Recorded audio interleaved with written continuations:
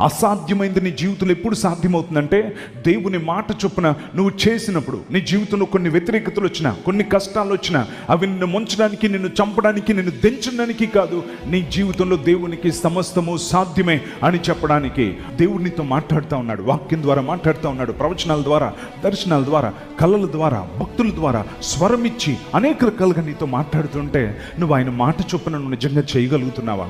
ఎప్పుడు నీ జీవితంలో అసాధ్యమైంది సాధ్యమవుతుంది.